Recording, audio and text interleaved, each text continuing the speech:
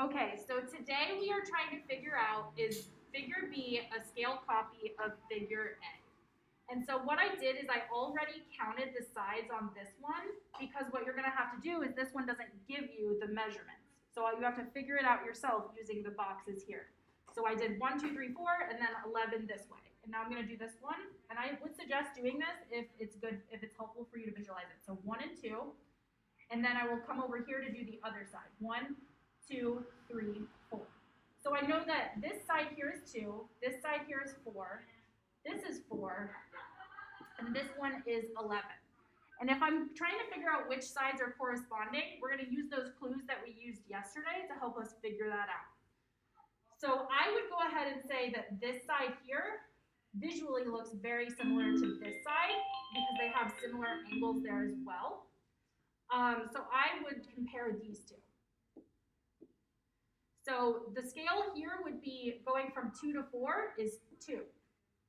Now, if I'm looking at this side to this side, I'm going from 4 to 11. If it's the same as this one here, you should be able to times 4 by 2 to get this side here. So 4 times 2 is 8. So this side, if it was corresponding, would actually be 8, but it is 11 in this problem. So I know that this is not, no, it is not a scale copy from figure B to figure A because there are not two sides that are the same. Cool. Great, Jesse. Thank you so much. Yeah, remember from yesterday, concept clues, what Jesse was doing by doing this, they have similar angles. This is also obviously the smallest side, right? So that's another way you could do it. And also, if you're doing the math, remember this is 4 to 2, which you can, as Jesse did, get that down to 2 to 1. The ratio is 2 to 1. And this one is 4 to 11, which you can't really simplify more than that. They're obviously not the same ratio. If we're going to show scale copy or similarity, they have to be all sides have to have the same scale factor. This would have to be 2 to 1. This would have to be 2 to 1, and we'd actually have to find the third side, which we don't have to do. Once you find two sides that are not ratios, you do not have to go on. You just write that it's not a scale copy.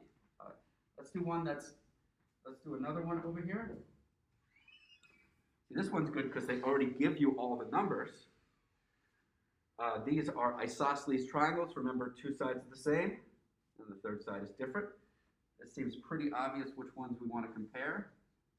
These 2.8 or 10. I mean, it could be a flip version, but still the same numbers, so we don't have to worry about that. And 16. So we're going to do the same math. 2.8 to 10, 2.8 to 10. Those are obviously the same ratio. And then 4 to 16. Now, one thing you can do is your calculator.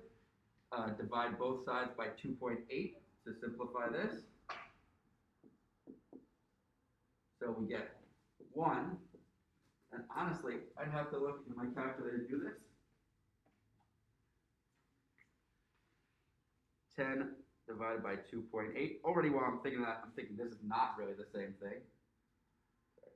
10 divided by 2.8. That gets me 3.5. Oh, wonderful. Our screen doesn't want to work. Yep. This gets us 1 to 3.57-ish. And if I want to do this, divide both sides by 4, that gets me 1 to 4. So I have two sides that are 1 to 3.57, one side that's 1 to 4. Obviously, they're not all the same ratio. I say not scale copy.